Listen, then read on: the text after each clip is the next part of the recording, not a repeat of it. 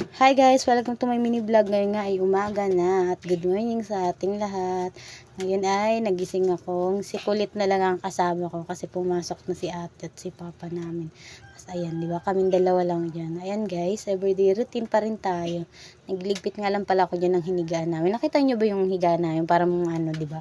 Ginulong ng ano. Parang may ano Ayan. Diba, ganyan lang. Habang naman yung bunso ko, ay, ayan, nangungulit pa din, di ba? Oh, nagawa pang mamelat sa ano, video. Sinayos ko lang yung higaan namin dyan. Ayan lang, ganun pa din.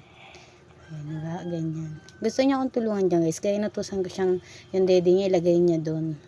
So, ayan, diba? Tutulungan niya na naman ako. Kaya ginawa ko, yung ibang laruan nila, pinalagay ko dun sa lagayan nila ng laruan. Ayan, guys. Ganyan lang yung ginawa ko dyan. Ayan ako. Tinupi yung mga kumot, ninilig yung mga unan. Ayun. Ayan guys. Itupin naman natin yung pom. Itupin natin siya na ano, kasi hindi siya pwedeng nakalapat kasi halos wala nang space na daan-daan kapag nakalapad lang siya ng ganun guys. Guys, at lagyan naman natin yung cobre kama din yan. Sinapin ko ulit yan para diba sa mga na para naging upuan yung pom namin. Ayan, yung ganakal, tingnan nyo. Tingnan, kinakalkal naman yung wallet. Wala namang laman, puro ID. Tapos dinampot ko pala din yung ibang ano, damit. Ayan, tapos kinuha ko na yung walis. Nagwalis lang ako dyan guys. Hindi na pala ako nagwalis dun sa ilalim ng pom kasi winalis ko naman yun kagabi. Baka mamaya na lang ulit.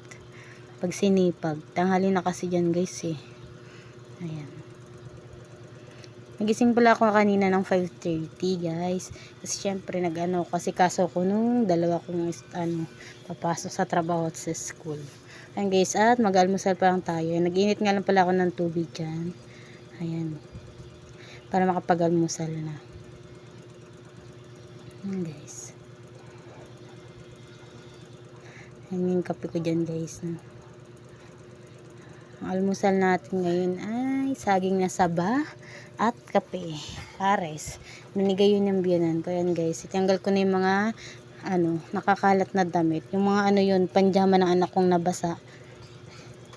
Gabi. Tapos tinayan guys. Sinampay ko ulit sa labas yung ano, yung mga nilaban ko kahapon. Tingnan pala ako napag-video kahapon kasi ano guys, walang masyadong space dun sa baba, tsaka makalap masyado ganun. Nagwalis lang ako dyan.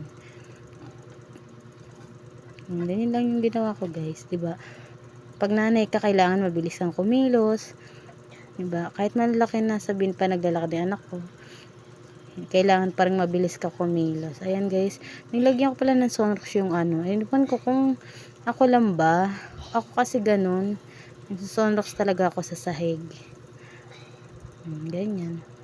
Ayun na, so nagsara niya kusa yung pinto, diba? Kasi tinanggal ko nga yung nakaano. Ayan. Ayun naman guys, yung mga damit naman ng tara, samahan nyo ako. Doon naman tayo sa sampay ng mga damit. Ayan guys, yung nasa gilid, mga damit ko lahat pala yan guys. Hindi ko na ano, hinango siya kagabi kasi may bubong naman. Yung damit at mga shirt lang pala yung nahango. Kaya ayusin natin mga tsinelas ng Junakis ko at ay nako, nakakalat na naman. Usually ganun talaga. Inayos ko lang yung kortina, tapos pasok naman tayo sa kusina. Kasi tignan natin yung ano natin, ininit. Guys, ang tagal niya. Hindi pa agad siya uminit. Ayan siya guys. Diba? Pagkakulo, sinaling ko na dyan. At tara. Guys, ayan. Pinakita ko pala dyan muna yung kusina. Yung ano, para nakita nyo yung before tsaka after. Ayan siya guys. Tapos ayan, tara. Samahan nyo kami mag-almusal pala kami. Kasi kasama ko si Junakis. Ayan, diba?